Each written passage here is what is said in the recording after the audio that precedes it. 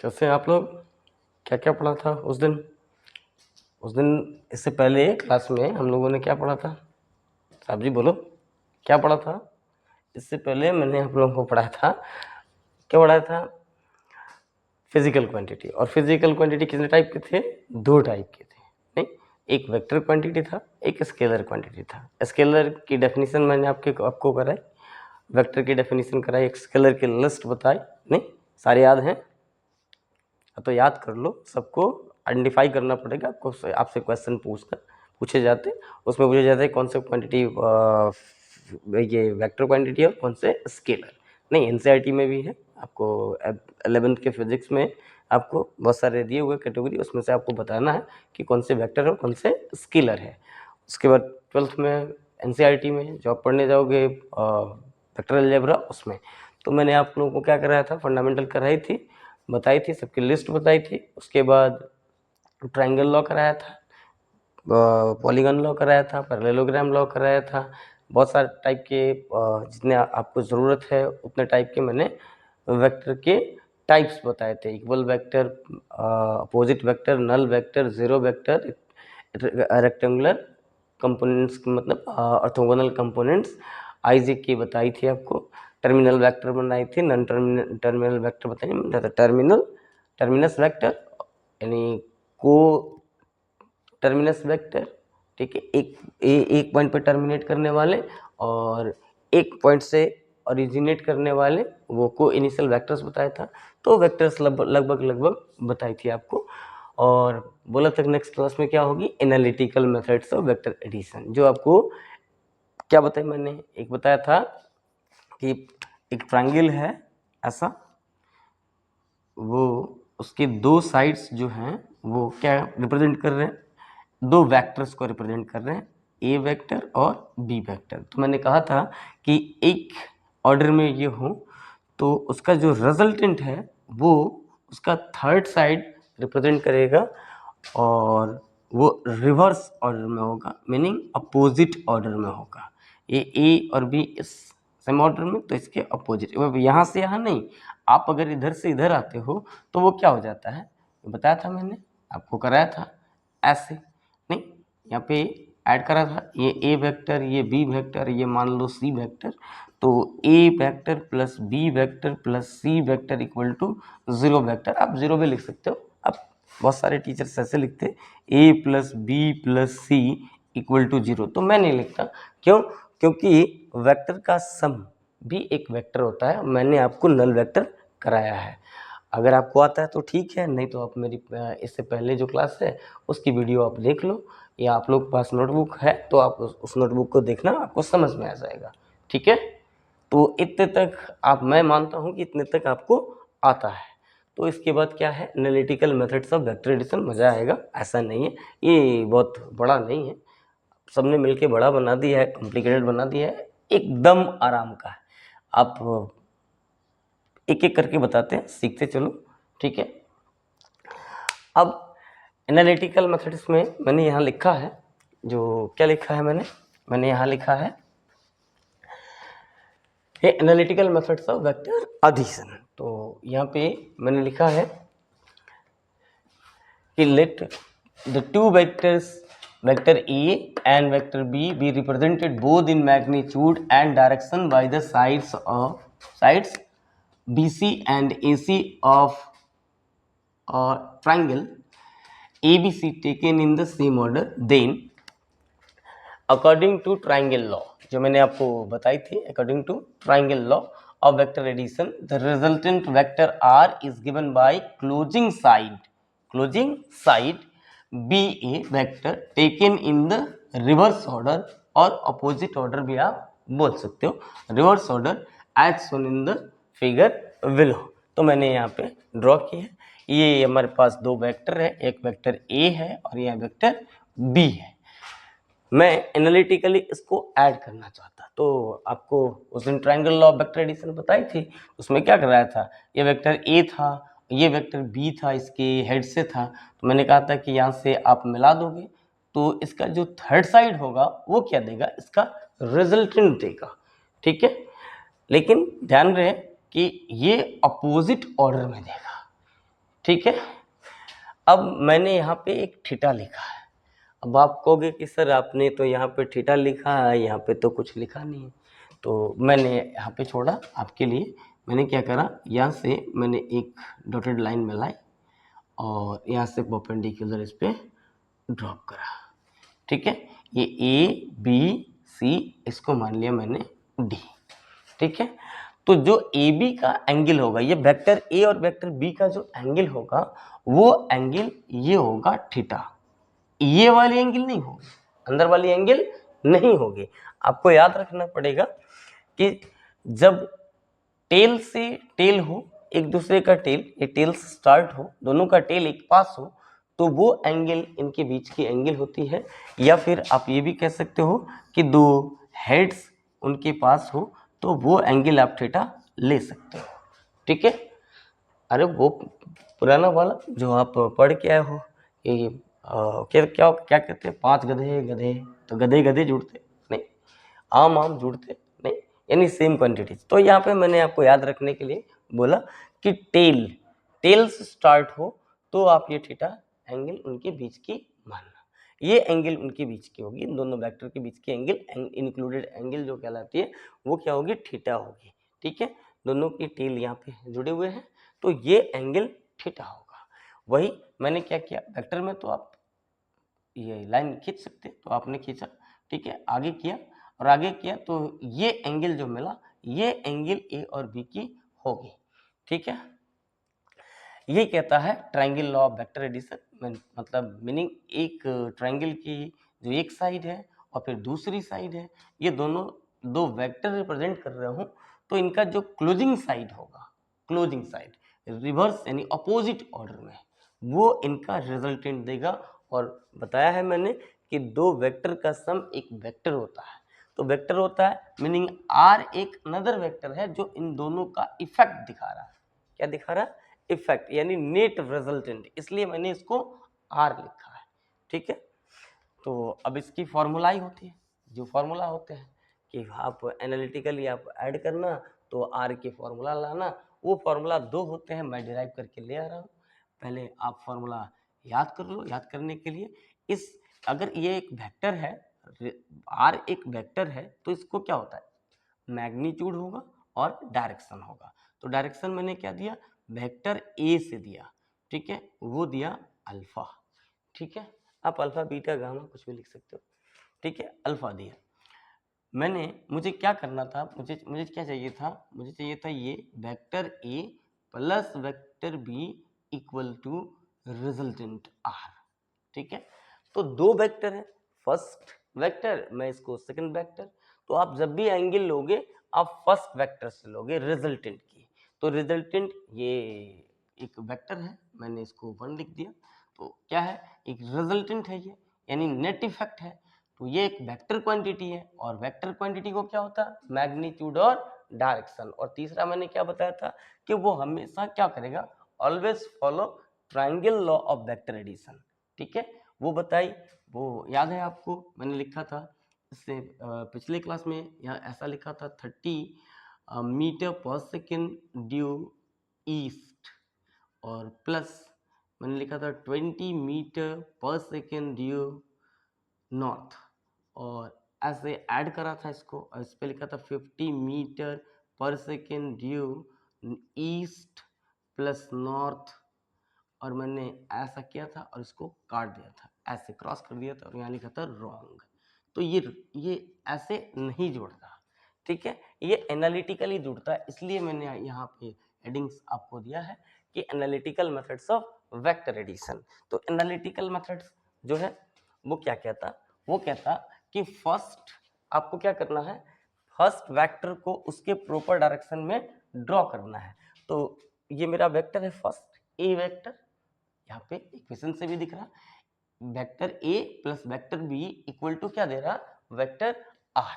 ठीक है, तो मेरा फर्स्ट वेक्टर क्या हुआ, ए हुआ, और सेकंड वेक्टर क्या हुआ, बी हुआ। ठीक है, तो फर्स्ट जो ए वेक्टर है मैंने उसको प्रॉपर डायरेक्शन में ड्रॉ किया, ऐसा है। ठीक है, बी वेक्टर को इसके हेड से ड्रॉ किया, उसके प्रॉपर डायरेक्शन में, जो डायरेक्शन था उसी डायरेक्शन में। अब क्या किया, थर्ड जो इसका टेल है ए वेक्टर का, फर्स्ट वेक्टर का, ए वेक्टर के टेल से बी वेक्टर की हेड तक एक लाइन सेगमेंट ड्रॉ किया और यहाँ फाइनली एक एरो हेड लगाया, ठीक है। और यही जो ये थर्ड साइड आप कह सकते हो ये ट्रायंगल की थर्ड साइड है, तो ये क्या करेगा, ये इसके रिजल्टेंट को देगा, ठीक है। जो इसकी लेंथ होगी वो इसका मैग्नीट्यूड होगा और जो ए से एंगल बनाएगा वो इसकी डायरेक्शन होगी। अब आपको डायरेक्शन तो आता, मैं ये तो मान लूँ कि आपको डायरेक्शन आता, आप छोटे बच्चे में भी पढ़ के आए, छोटे बच्चे मीनिंग 10th क्लास में आपके टीचर ने पढ़ाया था कि slope of a line, slope of a line, direction के लिए स्लोप ऑफ अ लाइन, तो आप क्या लिखते थे, आप लिखते थे m equal to tan theta equal to लिखते थे y2 minus y1 upon x2 minus x1। अभी भी पढ़ा होगा 11th क्लास में मैथ्स में, तो ये ऐसे आपके टीचर लिखते थे डेल्टा वाई और बाई डेल्टा एक्स। तो अगर मैं इसको लिमिट लगा दूँ, अब बड़े हो गए, delta x tends to 0, delta y by delta x equal to d y by d x. तो ये क्या है, ये स्लोप ही तो है, स्लोप है स्लोप, ये स्लोप है, स्लोप, ठीक है। तो वही कहा कि ये आर वेक्टर जो है वो इंक्लाइंड है ए वेक्टर पे, कितनी एंगल मेड कर रहा है, तो एंगल जो बना रहा है वो क्या बना रहा है, अल्फा। तो इसकी डायरेक्शन और इसकी मैग्नीट्यूड, तो मैग्नीट्यूड के लिए मैं ऐसा लिखता हूँ modulus of A plus B, यानी magnitude of A plus B equal to, आप पहले भी लिख सकते हो magnitude of resultant equal to magnitude of A plus B. और इसके लिए क्या फॉर्मूला होता है, वो फॉर्मूला होता है root under magnitude of a square plus magnitude of B square plus twice magnitude of A magnitude of B cos theta. मैं कभी कभी कोसाइन थीटा बोलता, तो कोसाइन थीटा मीनिंग वही है, कॉस थीटा से ही है, ठीक है।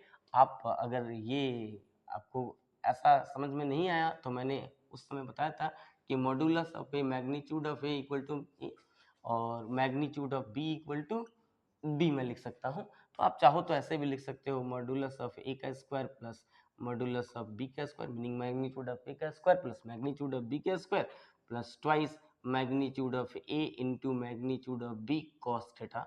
ये क्या होता है, इसके मैग्नीट्यूड के लिए होता है। तो ये जब आप फॉर्मूला लिखोगे तो आप किसके लिए लिखोगे, मैग्नीट्यूड के लिए,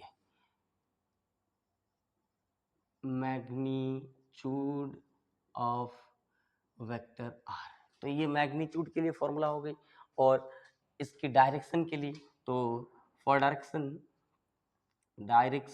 ऑफ आर वेक्टर, ये आपने आप अगर पढ़े हो तो आपके टीचरों ने बताया है, उन्होंने क्या लिखा था, इसका tan लिखा था, यानी इस अल्फा का, यानी tan अल्फा। तो देखो आ गया m equal to tan theta, आ गया स्लोप ऑफ अ लाइन, तो ये स्लोप ही तो मैं लिख रहा हूँ, tan अल्फा इक्वल टू, यहाँ पे होता है magnitude of second vector sine theta upon magnitude of first vector plus magnitude of second vector cos theta. आप चाहो तो यहाँ पे alpha equal to tan inverse magnitude of B sine theta upon magnitude of A plus magnitude of B cos theta आप लिख सकते हो। तो ये क्या हो गया, बेसिकली दो, आप ऐसे आपको अच्छा नहीं लग रहा तो इसको क्या करो, एक रेक्टेंगुलर बॉक्स में रख लो। ये एक फॉर्मूला है आपके लिए रिजल्टेंट के लिए, और ये दूसरी फॉर्मूला ही हो गई, ठीक है। और ये डायरेक्शन के लिए तीसरी फॉर्मूला हो गई। ये आपको फॉर्मूला लर्न करना होगा, ठीक है। अब ये आया कैसे, नहीं सवाल ये है कि मैंने तो लिख दिया कि ये आया कैसे, तो इसका प्रूफ मैं अभी करके बता रहा हूँ आपको कि ये कैसे आया, ठीक है। वो आप लोगों के टीचर ने पढ़ाया है, हाँ। तो ये फॉर्मूला लिखा था कि vector A plus vector B equal to resultant, ठीक है, और magnitude of resultant equal to magnitude of A plus B equal to square root लिखा था A square plus B square plus 2ab cos theta, या ऐसे बोला नहीं, magnitude of A का square plus magnitude of B का square plus twice magnitude of A into magnitude of B into cos theta. और direction के लिए tan alpha equal to second vector की मैग्नीट्यूड यानी magnitude of B sine theta divided by magnitude of A plus magnitude of B cos theta. आप alpha equal to tan inverse लिख सकते हैं inverse circular function में, मतलब आपको पढ़ना है 12th क्लास में पढ़ना। अभी फिजिक्स के टीचर आपके जितने भी होंगे वो पढ़ाते होंगे, मैं भी पढ़ा रहा हूँ आपको। आप alpha equal to tan inverse लिख देना और यहाँ लिखना b sine theta by a plus b cos theta. अब देखो 1/10 मैं यहाँ से tan ले गया तो 1/tan थीटा होता है, देखो यहाँ पे 1/tan थीटा होता है, ये क्या होता है कॉट थीटा, आप पढ़ के आए हो, ठीक है। 1/sin थीटा होता है, आप क्या पढ़ के आए हो कोसेक थीटा, ठीक है। 1/cos थीटा होता है, ये क्या होता है सेक थीटा। 1/ ये और भाई तो 1/tan कॉट के इक्वल 1/sin कोसेक के इक्वल 1/cos सेक के इक्वल, ये आप पढ़ के आए हो। लेकिन 1/tan नहीं होता, ये नहीं, 1/sin नहीं होता, नहीं 1/cos नहीं होता, हम इसके लिए क्या लिखते हैं tan इनवर्स, tan इनवर्स, इसके लिए sin इनवर्स और इसके लिए cos इनवर्स, ठीक है cos इनवर्स। तो ये इनवर्स सर्कुलर फंक्शन में जब आपके टीचर बताएंगे तो ये बताएंगे, ठीक है। मैंने यहाँ लिखा, इसने पूछ दिया इसलिए मैंने आपको बता दी, ठीक है। अब जो बहुत सारे बच्चों को कंफ्यूजन होता है, जो मैंने शुरुआत में बताई कि ये थीटा आपने सर यहाँ लिख दिया है, ये कैसे लिखा है, तो आप जरा ध्यान दो, आप ये एंगल नहीं ले सकते, ये एंगल नहीं ले सकते, ये जो वाली एंगल है, ये आप देखो यहाँ पे क्या है, यहाँ पे हेड है और यहाँ ये इसका क्या है टेल है, तो हेड और टेल है, तो ये एंगल इनके बीच की एंगल नहीं होगी, याद रखो आप, मैंने आपको बताया टेल से जो शुरुआत होगी दोनों की वो एंगल हो जाएगी, या फिर हेड वाला होगा ऐसे और ऐसे, तो आप इसकी एंगल ये ले सकते हो, ठीक है। दिक्कत, चलो मिटाओ इसको, ठीक है। अच्छा कैसे आया, हाँ बिला रहे, ठीक, ये आपको थोड़े लर्न करने पड़ेंगे, मैं लेके आ रहा हूँ, एकदम कोई प्रॉब्लम नहीं होगी, एकदम यही फॉर्मूला मैं लेके आ रहा हूँ, आप देखो घबराओ नहीं, अरे बहुत आसान है, बहुत सिंपल है, डरने की बात ही नहीं, ठीक है। अब बताओ 9th क्लास में 10th क्लास में उससे पहले छोटे बच्चे से आप पाइथागोरस थ्योरम पढ़ के आ रहे हो, नहीं पढ़ के आ रहे हो, ठीक है। मैंने जो बताई है वो बात आपको याद रखना है, मैंने क्या कहा है, अगर मुझे a प्लस बी चाहिए, ये वेक्टर a को वेक्टर b से प्लस करना है, यानी इनको ऐड करना है, तो ये एनालिटिकली ज्योमेट्रिकली जुड़ेंगे, ठीक है। ये वेक्टर, इसको वेक्टर अलजेब्रा कहते हैं, यानी triangle rule of vector addition से जुड़ेंगे अगर दो वेक्टर हो तो, parallelogram law of vector addition से जुड़ेंगे अगर दो वेक्टर हो तो, अगर n वेक्टर हो, ज्यादा वेक्टर हो लेकिन वो ओपन पॉलीगन हो तो वो पॉलीगन रूल से जुड़ेंगे, उसके आगे जो वेक्टर होंगे वो मैं आपको बताऊंगा, वो रेक्टेंगुलर कंपोनेंट मेथड से जुड़ेंगे जब मैं आपको रिजोल्यूशन पढ़ाऊंगा। अभी सीधे सीधे दो वेक्टर है, दो वेक्टर को मैंने मुझे क्या करना है, मुझे जो चाहिए होगा, इन दोनों का रिजल्टेंट चाहिए होगा, यानी नेट इफेक्ट चाहिए होगा। तो मुझे नेट इफेक्ट लाने के लिए मैंने क्या करा, ए और बी वेक्टर दो दिए हुए हैं, फर्स्ट वेक्टर को उसकी जो डायरेक्शन है उसी में मैंने ड्रॉ कर दिया, जिस डायरेक्शन में हुआ है जितने यूनिट का है वो मैंने ड्रॉ किया, सेकंड वेक्टर को इसके हेड से ड्रॉ किया, ठीक है, ये हो गई, ले आया मैं। अब फर्स्ट वेक्टर की टेल से सेकंड वेक्टर की हेड तक एक लाइन सेगमेंट में लाई, ठीक है, और यहाँ पे एक फाइनली एरो हेड बनाई। क्यों बनाई, क्योंकि ट्रायंगल लॉ क्या कहता, ट्रायंगल लॉ कहता कि अगर दो दो वेक्टर एक ट्रायंगल दो वेक्टर को दो साइड अगर रिप्रेजेंट कर रहा होगा एक ट्रायंगल के एक ऑर्डर में, यानी एक ऑर्डर में, तो उसके अपोजिट ऑर्डर में उसका रिजल्टेंट वो जो होगा वो थर्ड साइड रिप्रेजेंट करेगा, अपोजिट ऑर्डर, हमेशा ध्यान रखना है किस ऑर्डर में, अपोजिट ऑर्डर में, ठीक है। अरे इतनी सी तो बात है। क्या करा, फर्स्ट वेक्टर को ड्रॉ करा एक साइड से, दूसरे वेक्टर को उसके हेड से, ध्यान ये रखना कि उसके प्रॉपर डायरेक्शन में, इस तरीके का है इसी तरीके का यहाँ ड्रॉ कर दिया। फर्स्ट वेक्टर की टिल से सेकंड वेक्टर के हेड तक एक लाइन सेगमेंट मिला और यहाँ पे एक एरो हेड बना दिया और ये मिल गया मेरा नेट इफेक्ट, जिसके लिए ये सारी लड़ाई है। ठीक है, हो गई लड़ाई खत्म? नहीं, बस अब इसको मुझे कैसे लिखना है, a plus B equal to resultant, मतलब vector A plus vector B equal to R vector. इसमें कहीं कंफ्यूजन? फिर से रिपीट करूं, ठीक है। फर्स्ट वेक्टर को ड्रॉ किया उसके प्रॉपर डायरेक्शन में, जिस डायरेक्शन में वो है, जैसा वो है, जिस तरीके से है, ठीक।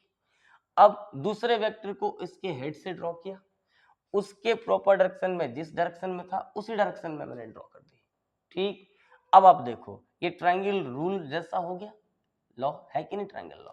फर्स्ट साइड ए वेक्टर को रिप्रेजेंट कर रहा है, सेकंड साइड बी वेक्टर को रिप्रेजेंट कर रहा है, तो थर्ड साइड, ठीक है, यानी इसका जो तीसरा साइड है वो इसके रिजल्टेंट को रिप्रेजेंट कर रहा है, तब जब ये रिवर्स में हो। अगर आप सेम में कर देते तो मैंने बताया था साइक्लिक वेक्टर इक्वल टू 0, यानी a plus B plus r b में लिख देता तो वो 0 हो जाता। अगर ये a प्लस बी नहीं होता, एक वेक्टर कोई होता c, तो ये क्या होगा, 0 हो जाएगा, नेट इफेक्ट इसका 0 हो जाएगा। अगर सेम ऑर्डर में होगा तो रिवर्स ऑर्डर में, यानी ट्रायंगल लॉ ही लगाना है, ठीक है। इतने में प्रॉब्लम नहीं, ठीक है। आगे बढ़ूं, चलो। इतनी मैथमेटिक्स में समझता हूं कि आपको आती है जो मैं पूछने जा रहा हूं।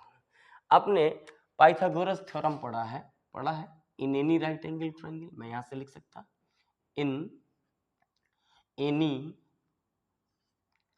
राइट एंगल ट्रायंगल, ये एबीसी, ए बी डी लिख दूं, ए बी डी, ये राइट एंगल ट्रायंगल हो गया। मैंने एक परपेंडिकुलर ड्रॉ किया, गुड। तो आप क्या जानते थे, आप जानते थे बेस का स्क्वायर प्लस परपेंडिकुलर का स्क्वायर इक्वल टू हाइपोटेन्यूज का स्क्वायर, यानी आपके सर जी ने पढ़ाया था h square equal to b square plus p square. अरे कोई नहीं, आपने पढ़ा है h square equal to p square plus B square, बात वही है, दोनों प्लस वही है, ठीक, ठीक है। चलो, इसमें इतनी कौन सी घबराना, यहाँ देखो, तो ये है, मैं ऐसा मानूं कि आपको आता है पाइथागोरस थ्योरम, इतनी तो मानूं। चलो, तो अब यहाँ बताओ यहाँ क्या होगा, अब बताओ ये एच स्क्वायर क्या है, ये ए बी ए है, इसी में जाऊंगा मैं, तो मैं यहाँ लिख सकता B A square equal to, आप इसको मिटा भी सकते हो, आपको ये जरूरत नहीं है, यहाँ से मैं लिख दूं, इतना मानता हूं कि आपको ये आता है, पाइथागोरस थ्योरम आता है। तो B A square equal to क्या हो गया, यहाँ पे B D square plus D A square है, प्रॉब्लम नहीं है।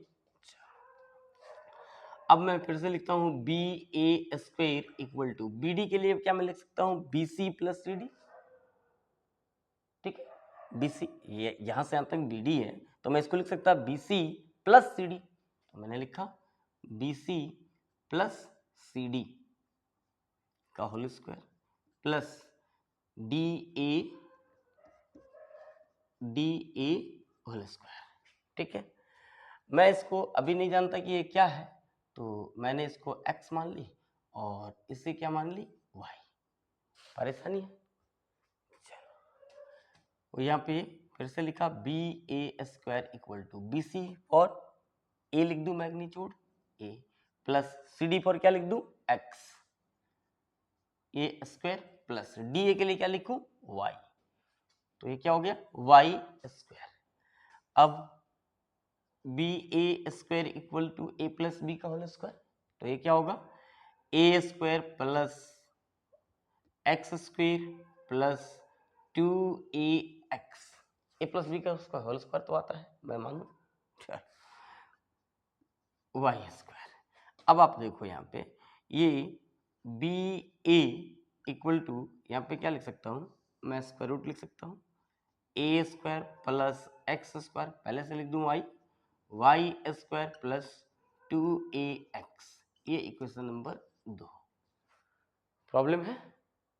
चलो अब जरा देखो, ये भी तो एक राइट एंगल ट्रायंगल है, ए सी डी है, नहीं है? चलो है, चलो ये सी डी, कुछ नहीं, बहुत आसान। मैं लिखूंगा ऑल्सो इन राइट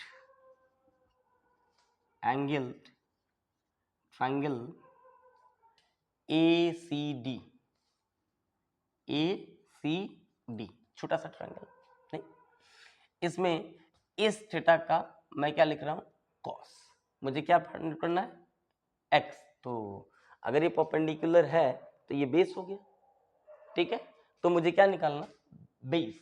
तो याद रखो, जब कभी भी बेस हो और वो थीटा दिया हो, ठीक, एक साइड हो, तो क्या करूं मैं, हमेशा इसका कॉस निकालूंगा, ठीक है। तो यहाँ लिखूंगा cos theta equal to, cos theta equal to, अब देखो कॉस थीटा क्या होता है, बेस अपॉन हाइपोटेनस, तो मैं लिखूंगा सी डी अपॉन सी ए, तो सी डी यानी कॉस थीटा, सी डी के लिए मैं लिखूंगा x और सी ए के लिए मैं लिखूंगा b, meaning magnitude of b। मैं यहाँ से क्रॉस मल्टीप्लीकेशन कर दूं तो क्या आ गया, x equal to b cos theta, ये इक्वेशन नंबर 3। एंड अब मुझे परपेंडिकुलर चाहिए, तो मैं क्या यूज करूंगा, जीनियस बोलो, हाँ, y, ये y परपेंडिकुलर है, तो इसके लिए क्या यूज करूंगा, s थीटा का साइन, तो मैं यहां लिखूंगा साइन थीटा इक्वल टू, अब क्या होता है sine theta equal to perpendicular, perpendicular क्या है, एडी, हाइपोटेनस क्या है, एसी या सीए, तो साइन थीटा इक्वल टू क्या हो जाएगा, एडी फॉर वाई और C A for B, C A B है वेक्टर, इसकी मैग्नीट्यूड कितनी होगी, बी। मैं फिर से क्रॉस मल्टीप्लीकेशन करूं तो यहाँ पे क्या आएगा, y equal to B sine theta, ये क्या हो गया, 4 नंबर, ठीक है। अब जरा देखो, हो तो गया ये 2, 3 एंड 4, ठीक है, मैंने लिखा 2, 3 एंड 4, ये जरा लिखना जल्दी से, हाँ, x equal to B cos theta और y equal to B sine theta, ये बेस के लिए ला दिया और ये परपेंडिकुलर के लिए ला दिया, ठीक है। क्यों, क्योंकि मुझे यहाँ दिख रहा है x और यहाँ y, तो इन दोनों की वैल्यूज यानी x और y की वैल्यू मुझे रखनी है, मुझे ये तो चाहिए होगा, ये बी ए क्या है, बी ए ये मैग्नीट्यूड ऑफ आर ही तो है, नहीं, मैग्नीट्यूड ऑफ आर ही तो है, तो मैग्नीट्यूड ऑफ आर मुझे लाने के लिए जो मैंने फॉर्मूला लिखी थी बॉक्स करके, वो देखो जैसा है, मुझे x और y की वैल्यू इसमें रखनी होगी, ठीक है। प्रॉब्लम, बताओ,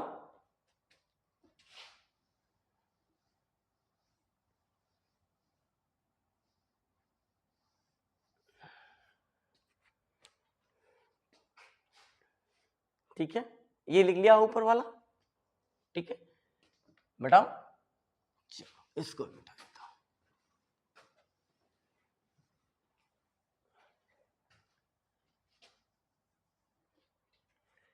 ठीक है, इसे भी मिटा दो, नहीं, अच्छा कोई नहीं। अब देखो, मैं यहां से क्या लिख सकता, यहां से लिख सकता फ्रॉम 2, 3 एंड 4, फ्रॉम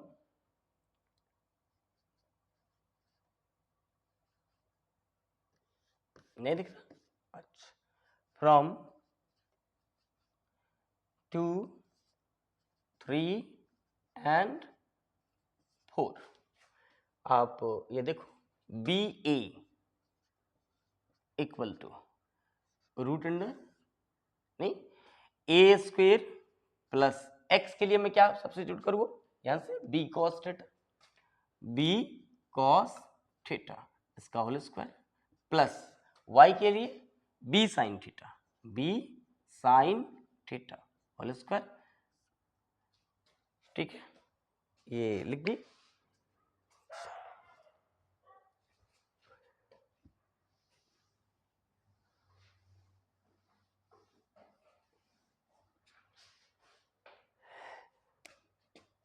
तो क्या था 2a x के लिए b cos थीटा, वही था 2a x था तो x के लिए b cos थीटा। ठीक है, अब आप देखो जरा ये क्या हो गया, ये हो गया a स्क्वायर प्लस ये क्या होगा b square cos square theta plus यहाँ पे b square sine square theta plus 2ab cos theta. अब देखिए यहाँ पे a स्क्वायर हो गया प्लस मैं b स्क्वायर कॉमन कर लूँ, यहाँ पे b स्क्वायर यहाँ भी b स्क्वायर है तो cos square theta plus sine square theta. तुम्हारा प्यारा सा फॉर्मूला लो b cos थीटा। 10th में पढ़ा के टीचरों ने परेशान करा नहीं, अच्छा टीचरों ने परेशान नहीं करा, टीचरों ने अच्छा करा नहीं, आपको याद आया। अगर याद नहीं है तो फिर तो परेशानी है नहीं, फिर अपने मान लो छो नहीं cos square theta plus sine square theta बताया तो था, cos square theta plus cos square theta plus sine square theta equal to 1। अगर ट्रिग्नोमेट्री में प्रॉब्लम है तो फिर मेरी क्लास देख लीजिए, मेरी वीडियो देख लीजिए। अगर प्रॉब्लम नहीं है, मैं इतना समझता कि sine square theta plus cos square theta equal to 1 आपको आता तो आ गया आपका। ये देखो ये क्या हुआ, मिल तो गया। यहाँ पे क्या हुआ ए स्क्वायर प्लस बी स्क्वायर, यहाँ पे 1 प्लस 2ab cos थीटा। तो ये मेरा प्यारा सा फॉर्मूला मिल गया, यहाँ से मैंने लिख दिया A square plus B square plus 2ab cos theta. और ये क्या है बी ए क्या है बी ए, ये बी ए जो है वो आर की मैग्नीट्यूड ही तो है। ठीक है, तो आर की मैग्नीट्यूड क्या आई ये आई। आप अगर इसको और अच्छे से लिखना चाहते तो ऐसे लिख दो magnitude of R equal to magnitude of A plus B equal to ऐसे क्या था magnitude of A vector square plus magnitude of B square plus vector plus 2 magnitude of A vector into magnitude of B vector cosine theta यानी cos theta. तो ये आपको formula मिल गया जो मैंने अभी थोड़ी देर पहले आपको बताई थी, इनबॉक्स कराई थी। ठीक है, ठीक तो यहाँ पे ये क्या हुआ ये 5 नंबर इक्वेशन आपको मिला। ठीक है, तो एनालिटिकली मैंने ऐड करा तो ये क्या आया ये रिजल्टेंट की मैग्नीट्यूड आ गई। तो मैग्नीट्यूड क्या होता ये प्लस माइनस नहीं होता, ये मैग्नीट्यूड हमेशा पॉजिटिव ही देगा, नेगेटिव नहीं देगा क्योंकि मॉडुलस लगा हुआ है। ठीक है, अच्छा अब मैंने क्या बोला था मैंने ये बोला था कि अगर वेक्टर हो तो उसको क्या होता है मैग्नीट्यूड होता है, और क्या होता है डायरेक्शन होता है, और क्या है triangle law of vector addition से वो ऐड होता है। तो आप देखो triangle law of vector addition यानी पहला कंडीशन फुलफिल। ठीक है, दूसरा कंडीशन इसको मैग्नीट्यूड है लाया मैंने। अब मैं क्या करूंगा अब तीसरी क्या होगी उसको डायरेक्शन, यानी जिसको मैग्नीट्यूड हो और जिसको डायरेक्शन हो वो क्या कहलाता है वेक्टर कहलाता है। अब आप कॉन्ट्राडिक्ट करोगे नहीं इसके अंदर क्वांटिटी भी हो सकता है करंट तो वो अलग। ठीक है, वो यहाँ दो वेक्टर का एडिशन में कर रहा हूँ तो यहाँ पे a प्लस बी मैंने सिंपल a वेक्टर लिखा b वेक्टर लिखा उनको ऐड करा, यहाँ पे ऐड करके यानी एनालिटिकली ऐड करा, ए वेक्टर को प्रॉपर डायरेक्शन में रखा बी वेक्टर को प्रॉपर डायरेक्शन में लिखा, इसको हेड से इसके हेड से फर्स्ट वेक्टर के टेल से सेकंड वेक्टर के हेड तक एक लाइन सेगमेंट मिलाई और वहां पे फाइनली एक एरो हेड बनाई। ये कहा मैंने इसका रिजल्टेंट गुड। तो अब इसका रिजल्टेंट की एक मैग्नीट्यूड होगी जो मैंने आपको ये पाइथागोरस थ्योरम के हेल्प से लाया। ठीक है, अब इसको क्या होता है, इसको होता है डायरेक्शन। तो मैं यहां लिख सकता हूं कि सपोज रिजल्टेंट वेक्टर, आप चाहो तो वेक्टर लिखो, resultant vector R makes an angle alpha with the first vector. मेरा फर्स्ट वेक्टर क्या है, ए वेक्टर है, first vector with the first vector, आप ये A vector, then tan alpha equal to,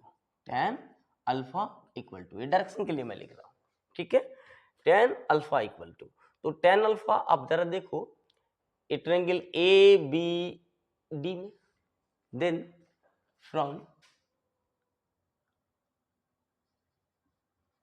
triangle A B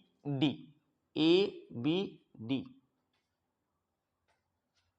we have tan alpha equal to, मेरे पास tan alpha क्या होता है, परपेंडिकुलर अपॉन बेस होता है, तो परपेंडिकुलर क्या है AD और बेस क्या है BD, तो मैं लिखूंगा AD अपॉन BD। इसमें प्रॉब्लम बोलो है, किसी को भी प्रॉब्लम है? ये मैंने बोला था स्लोप यानी direction meaning slope, tan alpha ले आया, ये राइट एंगल ट्रायंगल है, इस राइट एंगल ट्रायंगल में मैंने लिखा परपेंडिकुलर AD अपॉन BD, इसमें प्रॉब्लम नहीं होनी चाहिए, इतनी मैथ आपको, इतनी ट्रिग्नोमेट्री आपको आती, ठीक है। मैंने लिखा यहाँ पे tan alpha equal to AD को AD रहने दिया और BD को ऐसे जैसे ब्रेक करके लिखा था BC प्लस CD हो सकता है, BC प्लस CD मैं लिख सकता हूँ, तो AD के लिए क्या लिखूं, यहाँ पे क्या माना है y, BC के लिए क्या है a प्लस CD के लिए क्या हुआ x, ठीक है, tan अल्फा, और यहाँ पे लिख दूंगा tan alpha equal to y for, अभी लाया था नहीं, क्या लाया था b साइन थीटा, और x के लिए क्या पुट किया है b cos थीटा, तो यहाँ पे a plus b cos theta. अब यहां से मैं लिख सकता हूं alpha equal to tan inverse b sine theta by a plus b cos theta. ये वही है जो मैंने इनबॉक्स करके लिखी थी, अल्फा इक्वल टू, आप ऐसे भी लिख सकते हैं tan inverse magnitude of second vector b vector into sine theta upon magnitude of first vector plus magnitude of second vector cos theta, खत्म। आप इन दोनों में से कोई भी तीनों याद रख सकते हैं, आप इनवर्स नहीं तो ये भी याद रख सकते हैं, इनवर्स में ही लिखना चाहिए आपको एंगल, ठीक है। तो ये क्या हो गया 6। अब मैं जो कह रहा हूँ आपको सुनना होगा, ठीक है। अब कभी भी जब भी आपको दो वेक्टर दी जाए और ऐड करने को कहा जाए तो आपको क्या करना है, सबसे पहले उसको आपको ट्रायंगल लॉ से ऐड कर देना है, यानी एनालिटिकली ऐड कर देना है। सेकंड, अब आप इतना डेरिवेशन नहीं करोगे, आप क्या करोगे, आप मैग्नीट्यूड, ये फॉर्मूला क्या हो जाएगा, ये मैग्नीट्यूड के लिए, for magnitude R equal to modulus of a plus b which is equal to root under magnitude of a square plus magnitude of b square plus twice magnitude of a into magnitude of b cos theta, ठीक है। आपको अगर ऐसे याद नहीं है तो मैंने यहाँ पे यही लिखा था ना, ये r equal to A vector plus B vector, तो मेरा ए वेक्टर फर्स्ट वेक्टर है, ठीक है, और बी वेक्टर सेकंड वेक्टर है। इस इक्वेशन में, इस वेक्टर इक्वेशन में ए मेरा फर्स्ट वेक्टर है और बी मेरा सेकंड वेक्टर है, ठीक, क्लियर, ओके। अब मैं इसको ऐसे भी बोल सकता कि magnitude of resultant equal to magnitude of a plus b which is equal to root under magnitude of first vector square plus magnitude of second vector square plus magnitude of plus twice magnitude of first vector into magnitude of second vector cosine their angle meaning cos theta.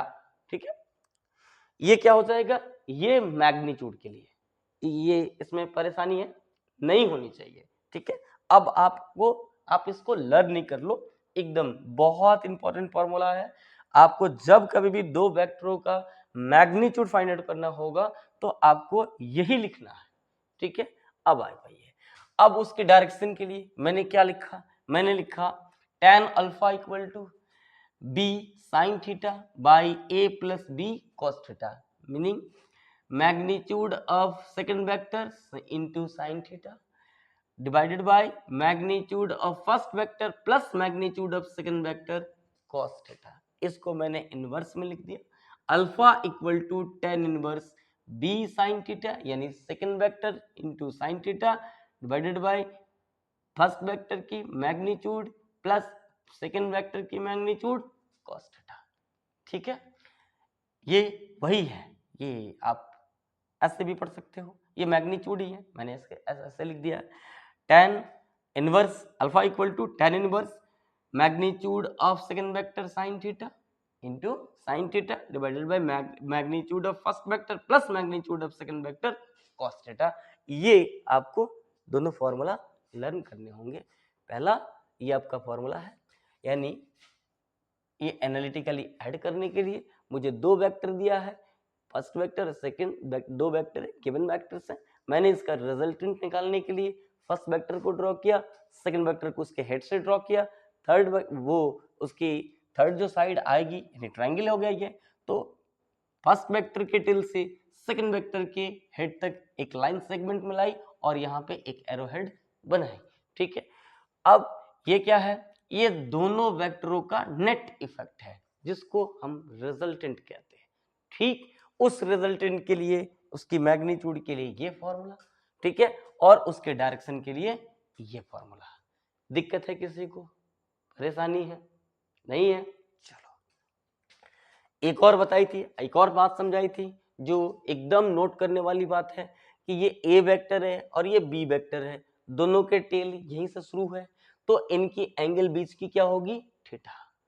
ठीक है, मैंने first vector लिखा, second vector को उसको लिखा, draw की उसके proper direction में, फर्स्ट वेक्टर को उसके फर्दर डायरेक्शन में प्रोसीड की। ठीक है, तो ये इन दोनों के बीच की एंगल थीटा मिल गई, ये वही थीटा है। ठीक है, लेकिन आप अंदर वाली एंगल नहीं ले सकते, क्यों? क्योंकि ये वेक्टर का हेड यहाँ पे है और इस वेक्टर का ये टेल है, तो जहां हेड और टेल हो वो एंगल आप अंदर वाला नहीं ले सकते। ठीक है, बढ़िया। चलो, अब मैंने एक आपको छोटा सा क्वेश्चन दिया, छोटी सी प्रॉब्लम, यहाँ पे प्रॉब्लम मैं लिखता हूँ, प्रॉब्लम 1। अब आप मान लो कि आपको क्या दिया है, आपको दिया है दो वेक्टर, एक वेक्टर ए दिया है और दूसरा वेक्टर बी दिया है, मैंने इसके टेल से ही दिखा दी इसको। अब यहाँ ए वेक्टर है और यहाँ बी वेक्टर है, इस ए वेक्टर की जो मैग्नीट्यूड है वो आप मान लो 3 यूनिट्स या 4 यूनिट्स, जो भी मांगना, ये थोड़ा बड़ा हो गया, अच्छा 4 यूनिट्स, और इस बी वेक्टर की जो मैग्नीट्यूड मैंने मान ली, मैग्नीट्यूड ऑफ बी, यहाँ नहीं दिख रहा है, कोई नहीं, magnitude of A, magnitude of B ये दिया है 3 यूनिट्स, और मैग्नीट्यूड ऑफ ए जो दिया है वो 4 यूनिट्स दिया है। ठीक है, एंड थीटा इक्वल टू यहाँ पे 60 डिग्री दिया है। ठीक है, या 120 दिया है, आप लोग 120 दिया है, 60, चलो 60 दिया है, कोई नहीं, 60 डिग्री दिया है। मैं चाहता हूं कि इनका नेट रिजल्टेंट क्या हो। ठीक है, तो आप क्या करोगे, आप करोगे फर्स्ट वेक्टर को जो मैंने बताई उसको ड्रॉ करोगे, उसके प्रॉपर डायरेक्शन में ए ड्रॉ कर दिए, सेकंड वेक्टर को उसके हेड से ड्रॉ करोगे, ड्रॉ कर दिए, इसको आगे की तरफ करोगे तो ये थीटा आपको 60 डिग्री मिल जाएगा। ठीक है, फर्स्ट वेक्टर के टेल से सेकंड वेक्टर की हेड तक एक लाइन सेगमेंट मिलाओगे और यहाँ एक एरो हेड बनाओगे, यहाँ पे फर्स्ट वेक्टर से एक एंगल लोगे अल्फा, ठीक है, वो रिजल्टेंट की एंगल होगा, यही वेक्टर ए प्लस बी का रिजल्टेंट है, ए प्लस बी। ये मैंने क्या किया, एनालिटिकली ऐड कर दिया। ये ट्रायंगल लॉ ही है, फर्स्ट वेक्टर सेकंड वेक्टर, एक दो साइड्स दिखा रहे हैं एक ट्रायंगल की, तो तीसरा उसका जो साइड है वो क्या दिखाएगा, रिजल्टेंट दिखाएगा। वो भी बात यहाँ पे सही है, ठीक है, ये पूरी है। अब मैं क्या चाहता, मैं चाहता इनका रिजल्टेंट क्या हो, इनका रिजल्टेंट क्या हो, ठीक है, ये नोट कर लिए, इससे मिटाऊं, बोलो मिटाऊं, ठीक है।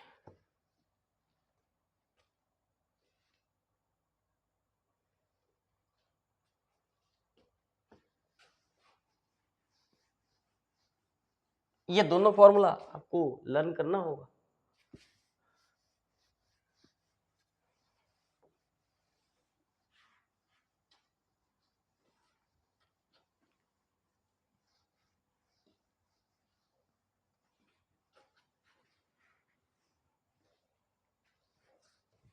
ठीक है, ठीक है, हो गया। चलो, अब मेरा ये प्रॉब्लम है, नहीं मैंने क्या कहा था कि एनालिटिकली आपको ऐड करना होगा, ऐड कर दी, दिखा दी, ठीक है। अब इसका क्या होगा, मैग्नीट्यूड, तो मैं लिखूंगा for magnitude, for magnitude, for magnitude मैंने फॉर्मूला क्या बताई थी, आर की मॉड्यूलस, यानी ये जो आपने लिखा है वो, ये क्या लिखा है, ये लिखा है R vector equal to A plus B, तो ये आपका फर्स्ट, मैंने यही बताया था कि ये फर्स्ट इक्वेशन है आपका, वेक्टर इक्वेशन है। चलो, तो वेक्टर आर की मैग्नीट्यूड लाने के लिए मुझे क्या करना पड़ेगा, स्क्वायर रूट लिखना पड़ेगा। क्या लिखना पड़ेगा, फर्स्ट वेक्टर का स्क्वायर प्लस मैग्नीट्यूड का स्क्वायर प्लस सेकंड वेक्टर की मैग्नीट्यूड का square plus twice magnitude of A into magnitude of B cos theta. मैंने फॉर्मूला लिखा।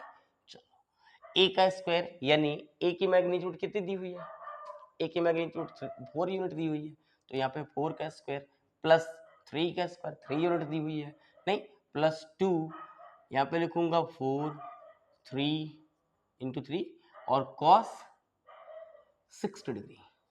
अब आप कॉस 60 डिग्री की वैल्यू जानते हो, यहाँ पे मैंने लिखा 16 प्लस 9 प्लस 24 अब इंटू कॉस 60 1/2, तो ये कट कर दिया, यहाँ पे 12, नहीं ये क्या होगा, ये होगा 25 प्लस 12 37, रूट अंडर 37 यूनिट, ठीक है,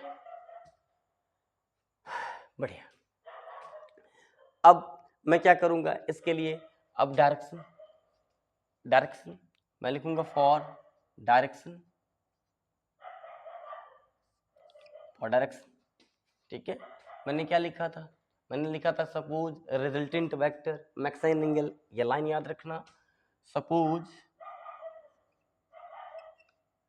resultant vector, resultant vector R, मैं बार बार वेक्टर लिख रहा हूं, resultant vector R makes an angle alpha with the first vector, first vector, मैं बाद में बार बार लिख रहा हूँ vector, first vector A, then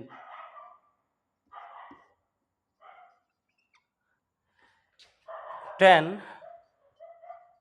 alpha, यही फॉर्मूला जो मैंने फॉर्मूला लिखी पहले, आप याद कर लो एकदम, सेकेंड वेक्टर की magnitude sign theta upon first vector की मैग्नीट्यूड प्लस सेकेंड वेक्टर की मैग्नीट्यूड कॉस थीटा। अब आप क्या लिखोगे यहाँ पे, b कितना है, b है 3 units magnitude of b vector b। अब साइन क्या होगा, साइन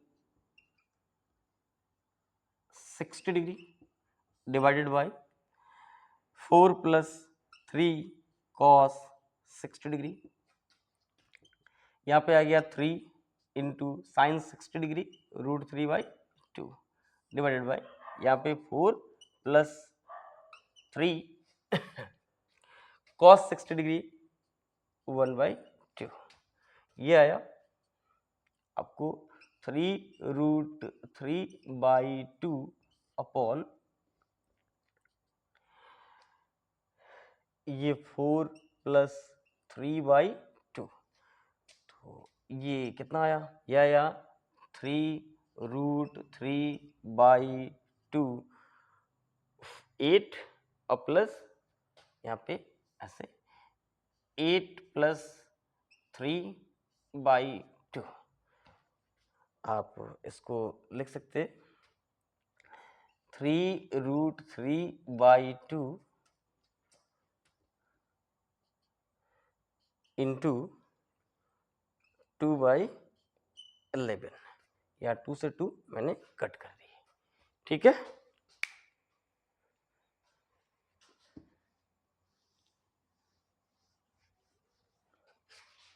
तो ये क्या आ गया, ये आ गया यहाँ पे tan अल्फा इक्वल टू 3√3/11 और that imply alpha equal to tan inverse 3√3/11, ठीक है। ये इतने एंगल, ठीक है, वो टेबल दिया रहेगा तो आप फाइंड आउट कर लेना, ठीक है, बढ़िया।